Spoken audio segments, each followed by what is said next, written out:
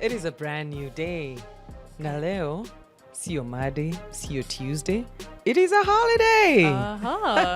Eid Mubarak to all. A happy Wednesday. Kila mtu fixers. I hope you're having an amazing, amazing day so far. And of course, Eid Mubarak. Everyone's celebrating. Leo kuna watu watakuwa wanatembea na sinia. Hao ni watu tunataka kuongelesha leo. Those are the people we want to address today.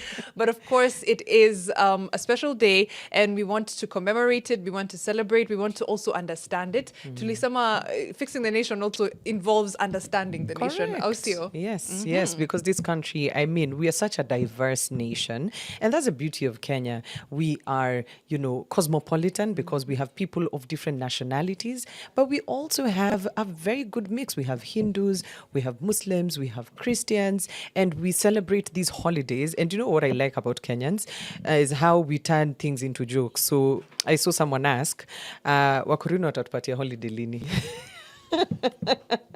Well, because I mean, we are celebrating the holiday today courtesy of our Muslim brothers and sisters. And we have Sheikh in studio who's here to help us understand the significance of this day, why it is celebrated. I mean, up until recently, we go back to the former President Uhuru's administration, is when we started having this public holiday. Right. We never used to celebrate it. And there's some people, like, nilikuwa na debate na mtu juzi. Ako like, last year, tulikuwa na Eid mbili, tulicelebrate. I'm like, yes, it's like that every year. Yeah. But I think being marked as a public holiday is something very significant. Yeah. But we'll also, like you said, seek to understand the why. Si ati unasema tu holiday, yay, Ni na Eid. hauelewi, Yeah. nini na happen. But we have Sheikh Salim Shaban. He is the Imam at City Park Mosque. Good morning, Sheikh. Assalamu alaikum. Wa alaikum salam. Morning to you. It's good to have you. Thank you so much for having me on Building the Nation. First and foremost is thank Allah subhanahu wa ta'ala for this great day. Actually, it is all about a celebration. And actually, it's also a sign of generosity that is normally witnessed among the Muslim community. And actually, there is no way that we can deny that pia si tunashukuru kwamba it's one of the public holidays that even the government can also recognize, Secondly, is something that brings people together, communities together. Actually, not only the communities, but also bring the hearts together, which is the most important organ in our bodies. Very true. Because when we are together, mambo mengine yote yanakuwa ni yenye kusonga. Na Eid is, as you said, it's a celebration. And once a celebration, it was established by not us actually, but by our prophets. And that's why you'll find that no one can be truly a believer or maybe a Muslim if he denies a single prophet. And we know, from all the revelation or maybe the revealed books, that Nabiullah Ibrahim, the Prophet Ibrahim, when he started establishing this kind of, act of worship actually, is that God wanted to give him a trial. It was a trial for him. And actually, if you have to look for even the significance, the meaning that normally utters from this, and also, if you have to look at the whole thing, is that he was submissive to his God. And na hizi ndio kile kitu inahitajika kwetu sisi kwamba once we are ordered, we are supposed to do it. Look at, to give an example of the Quran, there are a lot of verses that, one of the verses is that Allah said that, and remember Prophet Ibrahim when he wanted to raise the foundation of the Kaaba, that is the foundation of the house of God. Yes. And in this case, when you ponder the meaning and you look at it very well, is that Ibrahim was a father. And the same thing when he came with a dream that, I've been ordered by Allah to slaughter Ismail. The son was actually told him that, okay, fine, if that is the order of our Creator, then proceed with it. Right. And I think that's a very good place to start the conversation, understanding what this Eid marks. And I know for a lot of the listeners who are listening who are not familiar with the story from the Quran, they will relate from the Bible the story of Abraham and essentially being told to, yes, slaughter his son and sacrifice his son, right? Then the difference I think that many people don't know comes in is Isaac and Ismail, right? Yeah. Tell us about that. Actually, this is just a chain, Or Isaac and and Ishmael. Yes. Yes. Of course, there are Isaac and Ismail, but when it comes to the Quran, they are normally referred like Isaac And Ismail. and Ismail. So these are both sons of Ibrahim. And this is something that very essential for us to understand. Today, if you are to ask for a son, maybe you are asking for a baby, it happens that you might take years and years. And again, we are being given that, when you have that particular son, then it becomes an order that you're supposed maybe to give it to one of your relatives, not even slaughtering the son. So Nabiullah Ibrahim, when he came to the Prophet Ibrahim, when he was given a son, he was at the age of 86. You can imagine. At the age of 86, you've already raised your hands asking Allah each and every time you're asking. Then again, when he was given the son, that is Ismail, it came to, and the order of Allah subhanahu wa ta'ala now came in. That at that age, of course, you are so old, but you need to do this and this and this. So that's when all the revealed book, especially when you go to the Bible and when it comes to the Quran, you will find that when he was given a child, or when he was given the child, is that he was told, now you have to slaughter your son. At that age, you can imagine all your youth is gone. Actually, not only your youth, but you have already approached ile uzee. Yeah. Then again, uliomba, you've been provided, you've been given that particular son. Yeah. Kisha umepewa amri nyingine, now you're supposed to slaughter, So when he sat down with the son was like, okay, fine, Dad, I'll submit to this. It's an order from our Creator, it's an order from Allah. And if that is an order, we can do it. Yeah. And that's why you'll find that there's a very big cooperation between the father and the son. And if you have to take the examples of the prophets today in our lives, Right. the lifestyle that we are living in today, majority of us will be successful. Why? You'll find that they never failed. Actually, in many of the books, they are recorded like nations that before you, they succeeded in their life. So you need to imitate them in terms of, the life and all behavior. that. Yes. Yeah. Okay. I'm seeing so many similarities in Christian and Islam. Yeah. And, the story of Abraham is significant. The kind of faith it takes you to trust that, just like Sheikha said, first of all, you get a son, and then the same God tells you, give him to me. I think it's such an act of faith, and it's a very good day to significantly mark that mark of sacrifice. And I'm very interested to know how we celebrate this day, how we mark this day. What are some of the practices that are in place within Islam to mark this day outside of going to the mosque, of course? What are some of the other things that happen on this day? Good for that kind of question. One of the significance is that this is the time that we normally slaughter. Okay, it's not just like slaughtering, but it's a time that you people will have to share a lot of things together. Hakuna kula peke yako. Hakuna kula, one, hautokula peke yako. Actually, you're not even ordered to eat alone. Kwa sababu umeamrishwa kwamba kitakapochinjwa, first umechinja. Like we are ordered in our kitab, like fasalli li rabbika wanhar, liza rabbika, ni kwamba swali kwa ajili ya Mola wako na uchinje kwa ajili ya Mola wako. Sasa inapotokea kwamba umetoka kuswali, ni kwamba that was your own benefit. Wewe peke yako ndio umeswali. Sasa inakuja nafasi nyingine kwamba ni chinja kwa ajili ya Mola wako. And it's very, very important for us to understand that Muslim, hautapata Muislamu yote anachinja kwa ajili ya jini, anachinja kwa ajili ya mwanadamu, anachinja kwa ajili ya mtawala wake. You will never find that. So a proper Muslim is the one that is going to slaughter for the sake of Allah. The sacrifice is there. Actually, God does not even benefit whatever that we slaughter. He made it clear in our books that he does not benefit with the blood, nor does he benefit from the meat. Right. So as you slaughter, is that it's a sacrifice that you are giving to Allah. If you can remember before, in the nations before, there's this story of the Habil and Qabil. They were told that both of them, they were ordered that they can give a charity.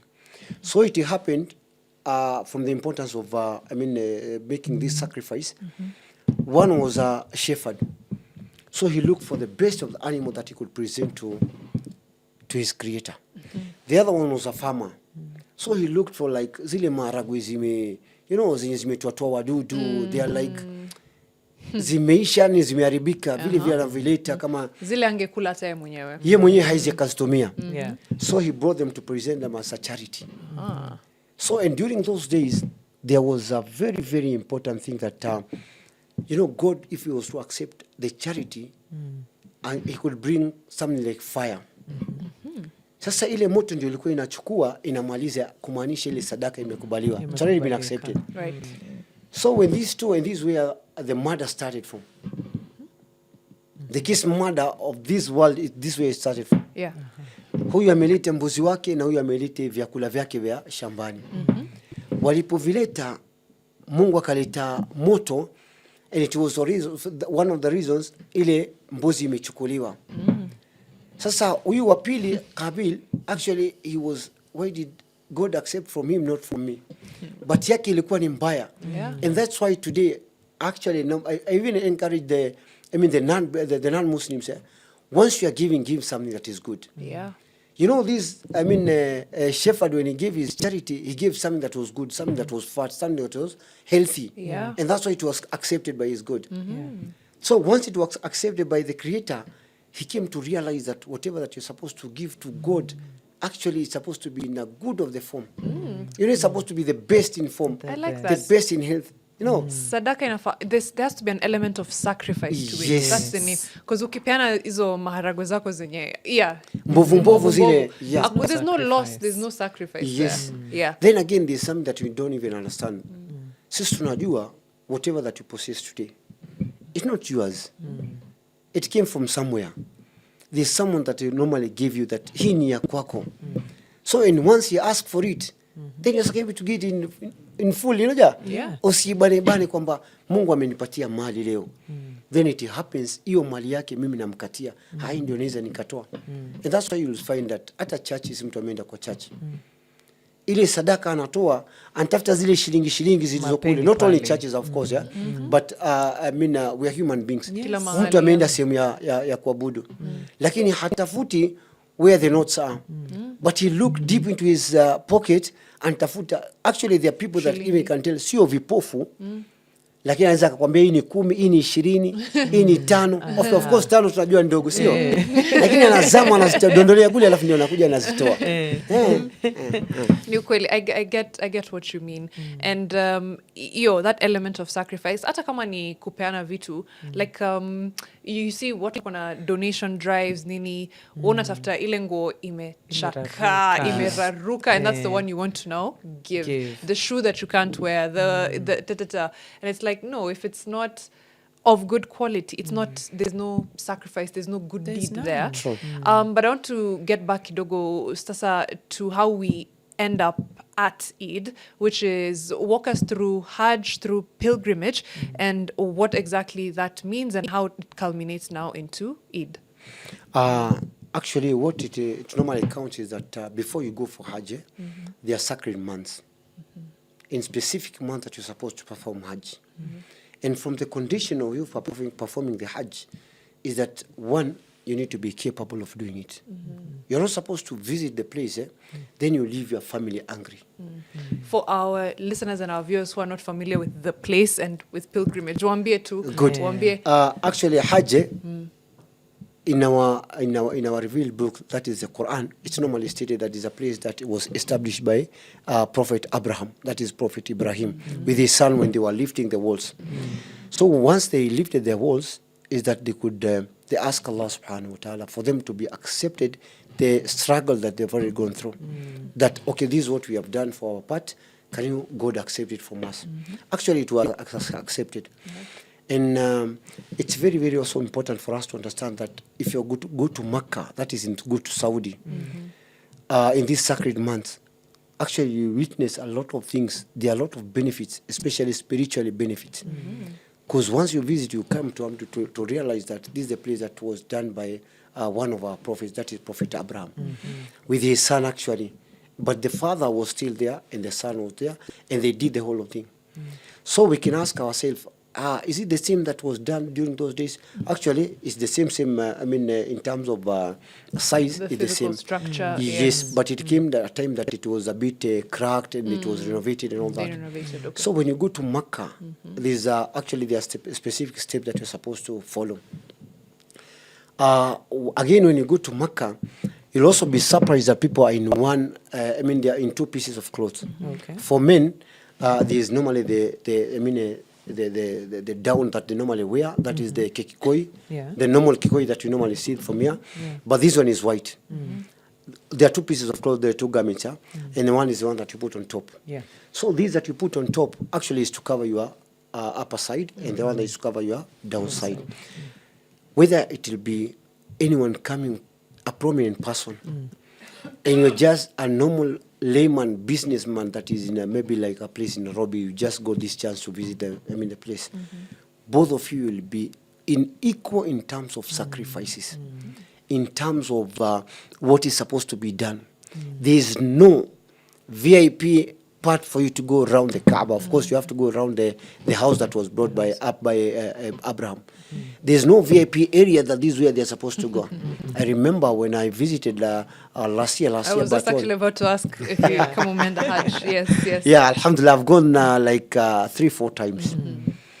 But you'll also be surprised that there's a time that we got a Yugoslavian president. And he was so, he was like someone just coming from your neighboring house. Yeah. The way you're interacting with him, the way he's talking. There's no that kind. There even no bodyguards. Right. He has no one maybe to, you're not supposed to come close to this guy. Usikaribia Ako peke yake. mheshimiwa, Yeah. Yeah. Actually, there are big scholars that are there. Like we can, there you have priests, Yeah. tuko na maimamu wakubwa. You interact with them, unawauliza swali and they are like, like you are relating with your brother, there's no limit between the brothers and all that. When you have your siblings together. Sasa unakaa na watu wakubwa, you get to understand these people, their income, because we normally focus on income, right?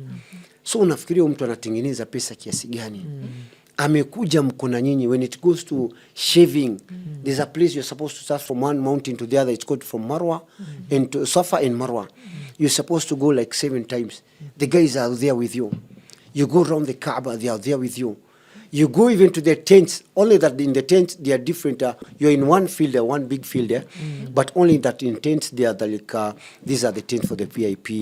Regarding because all of you cannot be in one place. Yeah. So there are some that are, they are categorized like that.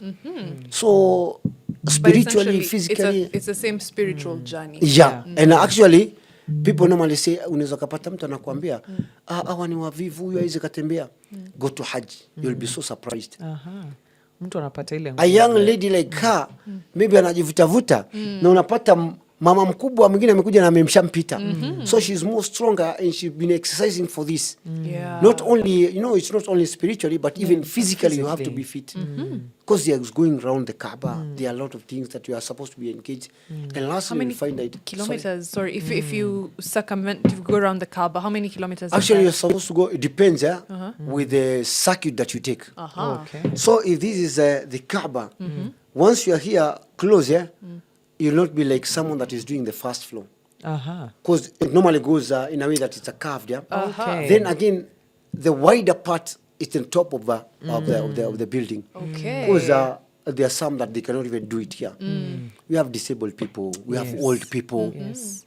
And na wao pia maisha yao lazima iangaliwe. Ni kweli. Wao pia wanakuwa considered as other human beings. Kuna mwingine pengine utapata his back like just in terms of for benefit, there's a guy that we were with him.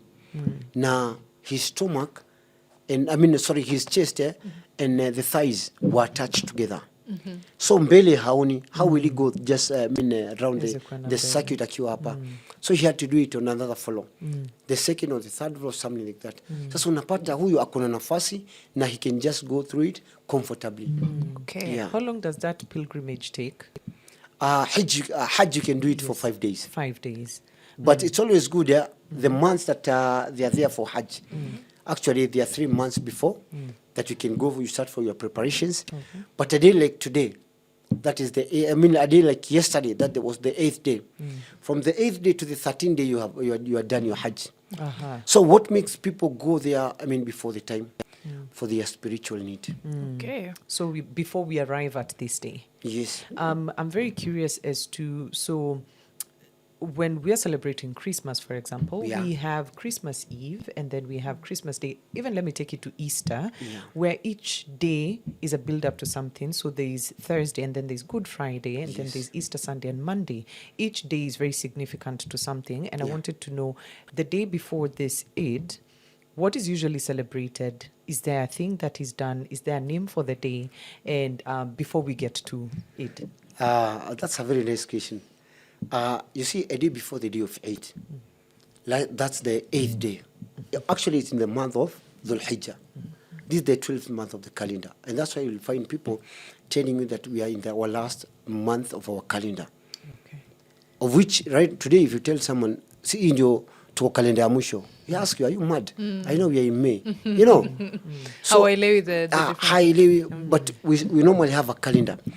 And how was this calendar, I mean, established? It's there in our books. That when God created the earth and the heaven and the earth, he established some months. From those, there are 12 months actually. And from the 12th month, you will find that God gave 4 months that are sacred. So this is the month of the Dhul Hijjah. Once it comes to this month of the Dhul Hijjah, starting from the first day, actually as Muslims, you're not supposed to commit any sins, yeah? But during these sacred months, they have more importance of not committing any sin. Actually, you're supposed to engage yourself in any act of worship. When it comes to the 8th day, is the time now people move from the ones that went for Hajj. That's when they start the Hajj. They go to the tent and all that. They start their rituals during that day. Then again, when it comes to those who never got that chance of going, we have the 9th day, which is today. It's normally called the day of Arafah. What happens to the day of Arafah? Just afternoon, you'll find people are coming out from their tents. So what they're supposed to engage themselves is just to ask their God for forgiveness. Actually, we believe that it's the only day that God descends. Mwenyezi Mungu anashuka, and how he descends, it's up to ni juu yake. Vile anashuka, but we believe that he comes down. Alafu anawaambia wale malaika, anawaambia, can you look at my servants? Waangalie hawa ni waja wangu. Wamekuja kufuata nini? Wamekuja kuomba msamaha kwako. Then again, God anakuwa so proud, anasema, then tell them, I've already forgiven all of them. So it's a day of forgiveness. A day like today, it's called the day of Arafah. What is more important, that they're going to stay in the Arafah. There are the tents that are there also. And you are, of course, you are categorized like, into groups. When you go there, like into countries and also into groups. So after that, when it comes to after 1 or maybe afternoon, everyone will engage himself in terms of dua, supplicating, asking for forgiveness, all those kind of act of worship. But the best is when someone asks for forgiveness, then they'll stay from there until Maghrib time, sunset. Then from there, they'll be taken to another step that is supposed to carry. So this is the 9th day.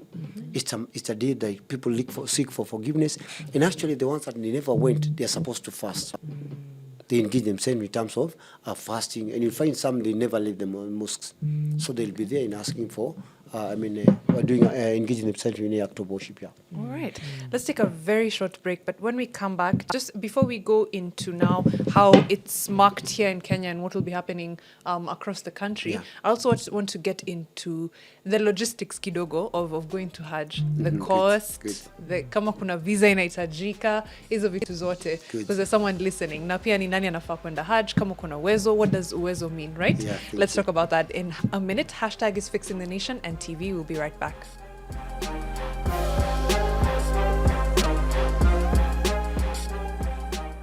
Welcome back to Fixing the Nation, one conversation at a time with myself, Hilarious Mariam Bishar, and we have Sheikh in the house, and we are discussing all things Eid and the significance of this holiday. Najua mko pale nyumbani, you're watching us. Some of you have questions. I mean, this is the right person to help us understand this day better. I feel like I'm in class, and every day I'm always like, yeah, that sounds like, like what we were saying yesterday, Mariam, is every time you tend to dismiss things that maybe look a bit too obvious to you. But once you start uncovering those layers, you're like, oh, wow, this is interesting to learn. And it's a good thing that we're here to even deeply understand what the significance of Eid is, not only to the Muslims that are marking it, our Muslim brothers and sisters, but also to anyone else who would be interested. I'm happy that we landed on the question of Hajj. I'm very interested to learn if it's open to people of other religions who would actually maybe want to take a spiritual pilgrimage to Saudi to visit the Mecca. We have Sheikh Salim Shaban, who's the Imam of City Park Mosque. Karibu back to Fixing the Nation. Thank you so much. Actually, for someone to visit or maybe to go for a Hajj, it's just like any other journey. You're recommended to obtain your visa, your passport must be there. And also from the condition of, someone going for Hajj is that you're supposed to be a Muslim. Okay. This is also a condition because, when it's all open for every religion, I don't think even the government will be, in a state of maybe limiting and accommodating all those people. So actually it's normally limited actually not even limited, but it's all only accepted for Muslims. For them, just like any other act of worship. When it comes to like praying, you'll find that the Muslims are obliged for them to pray. Also, when it comes to going for Hajj, when it comes to fasting also, though there are even other religions that normally fast, but it's like when you are Muslim, it becomes like you are going to follow all the conditions that are there. And actually, Islam, when it came to the meaning of the actual Islam, is that you submit everything to your Creator. So once you submit yourself to doing different acts of worship, then you become one of the ones that are obliged to do a particular act of worship. Yes. The cost? I know Mariam had sort of like asked for the average cost. Yeah. Because it's one of the 5 pillars of Islam. And yes. There's a lot of people who'd maybe want to start preparing for that. Yes, of so course. maybe it's not an immediate goal, but at some point they would actually want to take on that journey. What would be the estimate cost? Actually, there's no specific cost, but I will tell you that it's not cheap. Okay. Why it normally differs with the agents? Because for one, there's a process that you're supposed to follow. And also, we say the vaccine and all these, there are people that are going to organize it for you, or maybe at a particular cost. And there are some that are going to tell you that we are going to do it for free. Then again, the accommodation, it's not easy to get an accommodation in Makkah. Because remember, many people are coming from different countries. Right. So you have your group, as you're going as a group. So your agent is the one that is going to tell you, no, the hotel that you're going to accommodate you is not a 5-star hotel, it's not a 7-star hotel, but it'll be a 3-star hotel. So the prices normally differ regarding the accommodation that you expect to get in Makkah. Pia vile vile distance. From if it's be more closer to the Kaaba, or maybe to where that you are going to start your act of worship, then it becomes a bit higher. We all know that it's a business for some, but also lazima pia wao wanaangalia. They are paying for it for them to accommodate you, so that's how it goes. Another thing in terms of transport, I might be using a transport from where I'm coming from, like 5 riyals, 2 riyals, or something like that. And you might be coming to a point that the hotel is cheaper, and of course you're using like 10 riyals for you to commute to where the Kaaba is. So it differs with just something small from there. Yes, it is the same like with all travel. Right? Whatever it is. Just like you go when you are going for a picnic, or maybe you are visiting, like people go to Dubai, mtu anaenda Paris and all that. So regarding even in Mombasa, just when you go from Mombasa, once you accommodate a hotel, it comes at a cost. Unataka upepo wa bahari pia lazima ugaramikie, sio? I'm actually curious, Mariam and Sheikh, you've mentioned there's the 4 months that are considered the holy months. Yes. Right? Yeah. If if someone wanted to visit Mecca outside of those 4 months, can they do it? Very good question. We were discussing on Hajj. For Hajj, it must be in the specific months. But when it comes to something, there's another visit that is normally called like Umrah. Umrah is just a visit. Okay. Of which even this visit, there's something that you're supposed to engage yourself in terms of worship. Okay. Like the circuit will be there. You'll go for Safa and Marwa.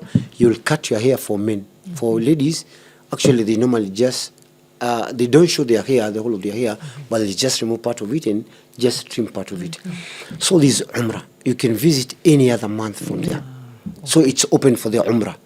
And also for Hajj, if I've done once, now ile wajibu yangu imeanguka. That's what was compulsory for me to do to my entire life. But if I'm to visit here several times, well and good. Yes. I quite like that. We had talked about it earlier kidogo too, but nani ako na uwezo? What is considered kukuwa na uwezo to be able to go to Hajj? Uwezo actually is like lazima ukuwe physically fit. The act of worship uwezi kufanya ukiwa mzee. And that's why as we are Mariam at her age, she's supposed to visit there. You know, she's strong. You know, hauna maradhi yote na kusumbua. So uwezo inaangaliwa katika namna mbili.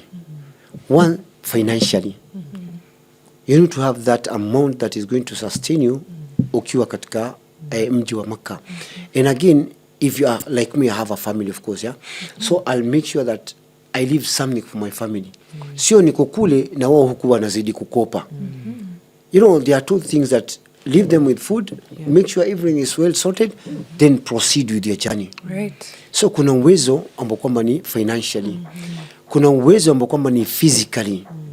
Like there's, you can walk from place to place. Yeah. There's a time that it happens, you guys, you're in the tent, you take the pebble, those small stones, you go through them. These are significance, also another significance of that was also established by Ibrahim. So hiyo kwenda kutupa mawe, it's a distance that you're supposed to walk.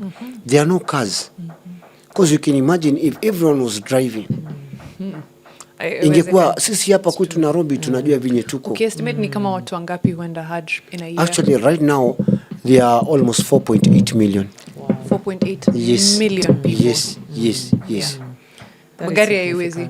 Magari haiwezi. Na hiyo na pengine ukichukulia kama sehemu zingine za Lamu ni punda. Punda hazitoendi.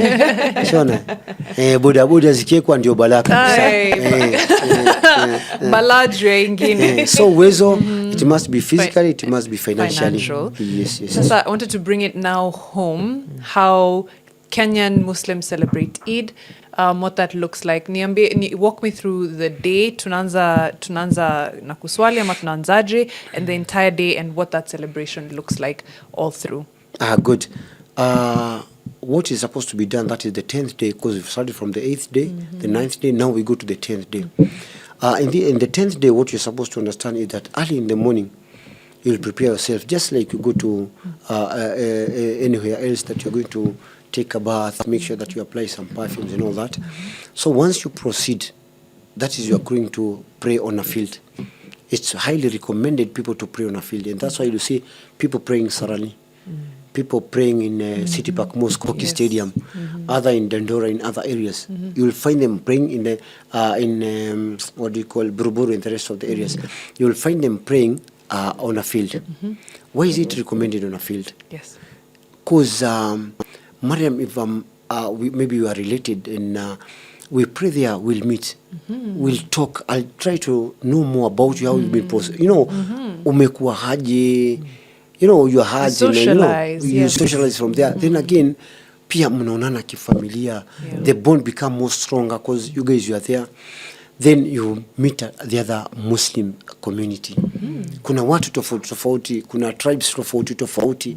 You know, sasa wakati ambapo mnakutana na wao, mnapata kujua, kumbe this community, they still exist. You know, there are such things. So the first place is that you go into the mosque, you will pray. There'll be a small sermon that people are going to be reminded.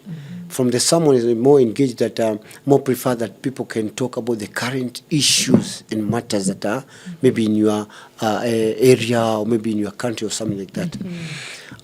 Then from there, that's when you slaughter. And actually, for an example that was given by our prophet, is that he went himself with one of his animals. And he said, I want to be a good example after prayers, that when you're supposed to slaughter. Immediately when he came, after he descended the pulpit, that's when he slaughtered. And, you know, there are a lot of lessons from our prophet, like we said before, Like he did by himself to show them, I don't just need to give orders. Leading by example. You guys, you're supposed to slaughter from there. But he led by an example, you know. Yeah. He came down the pulpit and he slaughtered by himself. Actually, he did like 63 of them by his hand. Wow. And today, you know, some of us, I don't know even we can kuku kuchinja ni bala. You know. And also it's also recommended if you are, you can manage to slaughter maybe for the for the women they can do it, for the men they can do it. They are very good condition for us to understand. You see, from the from the first day of the Hijjah, the starting of the calendar, to the 10th day, before you slaughter, you're not supposed to trim your hair. You're not supposed to cut your nails for a reason. That once you slaughter, of course, there are different opinion of scholars, but one is that this is just an order from your creator. You need to follow your creator. So once you slaughter, now you can trim. I've not trimmed my nails, as you can see. I've not cut my hair. I've not cut my nails. I've not trimmed my hair. So these are things that you're supposed to abide with them. Right. Then after I've slaughtered, then you guys, you can join me with my mbuzi hapo choma, and that's all. Yeah. Is there a way the meat is distributed? Because upon slaughter, then how is it distributed? Actually, Laris is asking for herself. Yeah. I'm like, at what point do I join the festivities? actually, before you distribute, there's a particular animal that you're supposed to, to buy. Yes. We say this is a charity, and for a charity to be accepted, it must be in good form. Yes. For it to be in good form, you're not supposed to slaughter something like broken his leg, maybe he sunk one of his eyes, something that is weak. But you'll be surprised from let's say from the goats and the sheep, because there are only 4 animals that you're supposed to slaughter for one. Either goat, either sheep, either cow, either camel. There's no either kusema mimi leo ni siku yetu ya Eid ya kuchinja cha nchinje kuku. No, it was never legislated. You see? So it was never legislated, it's not even there. Ama useme mimi I want to give something like nimeenda hunting nimepata gazelle. Then I need to do it. So these are the only specific animal that you're supposed to slaughter first. Then the animal is supposed to be afakwa mnyama ambao kwamba ni mzuri, well presentable. Well fed. And you'll be surprised, for us, even we take care of the animals like no one does. You see, a sheep that have already been cut, that iyo mafuta yake ya nyuma, it aches to be slaughtered. Why? Yes, aches to be slaughtered. Kwa sababu ile mafuta imetolewa na huu mnyama bado yuko hai. And we are ordered, when you're supposed to slaughter it in a good manner. Right. Actually, ukichinja unachinja ikiwa katika hali nzuri. Now this one imepanishiwa katika life yake. How can you slaughter such an animal? Actually, even when we are slaughtering, we are ordered that the other animal are not supposed to be seeing this. Keep them aside. Let them moja mchinje vizuri. Make sure that your blade is well sharpened. So Not a matter of struggling. Nimekata mishipa yote mitatu, all the veins. No. You're supposed also to be in that situation, nachinja katika namna mzuri. So once you come through all these conditions, when you're slaughtering, ule mnyama, you can divide the meat. And it doesn't matter whether your neighbor is a Muslim or a non-Muslim. He or she's your neighbor. You're supposed to give her a portion of it. I like that. The fact that you've even, what I was going to ask next, which is, people see words, but hauelewi saa zingine unasikia hapa mahali halal, nyama halal, haram, to explain what is meant by halal and haram. Yes, and specifically you can explain halal and haram, and then specifically when it comes to the slaughter of animals. Yes. Like I just said previously, like haram, this is the lawful way of slaughtering. The haram is the unlawful way of slaughtering. How can we understand this? Is that mimi niko na mnyama, mimi niko na mbuzi, uko na mbuzi, ako na mbuzi. Mbuzi wangu it happen mimi nimenyonga. Mbuzi wako it happen umechinja kwa kukata veins. Mbuzi wake it happen amechinja kukata veins. The two of them, they are halal because you slaughtered it in the way that it's lawful. Right. With the condition like ni Muislamu amechinja and all that. Wangu ni haram because I didn't slaughter I never followed the best procedure or the procedure that is supposed to be done for me to slaughter. Anakuwa ni haram. Yeah. So that's how we differentiate it from there. Then again, kuna vyakula vya halali. Of course, we know that there are food that are halal for us to eat. What do you mean by halal? They will not bring any harm in you. Na kuna baadhi ya mifugo ukila wanakuletea haram, wanakuletea madhara. I'll just give a small example when it comes to a difference between a goat and something like a pig. Ili we get the concept of halal. Yeah. You'll find that mtu yote mwenye hata ile nyama ukichukua ikiwekwa mahali scientifically utapata there's a very big difference. Kwa sababu hii ukikula there are some harm that you're going to get, and for this one there are some benefit that you actually normally get. So in terms of halal verifying the meat, this is how you do it. Hii imekubaliwa kuliwa na sheria, and all these ni vitu ambavyo kwamba ziko either katika Biblia ama utaipata katika Qur'ani. You take this, it's halal for you, meaning that you can consume it. Haina madhara. You take this one, it's haram for you. You take it, there's some harm in it. Yes. You had mentioned there's something that you had spoken to earlier when you were talking about leading by example, and Prophet Ibrahim.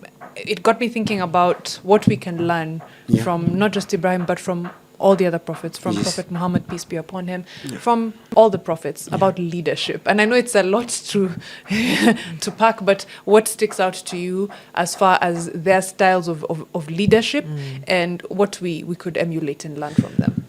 First, I thank you for the question. First, is that, for you to be a leader, actually, one of the qualities that is most encouraged, you're supposed to be God-fearing. Hawezi pata kiongozi na hamuogopi Mungu wake, anaweza kuja akahudumia nyinyi kwamba ni raia. You'll never find. And also, just to take our houses, of course we have families. And we are like, you see, like our dad, kila mmoja wetu akona baba, and you could reflect to your dad, is my dad a good fearing? Kama yeye ni baba mkomba alikuwa anaenda anamuogopa Mungu, you'll find the house, hata pale nyumbani the product is it's well managed.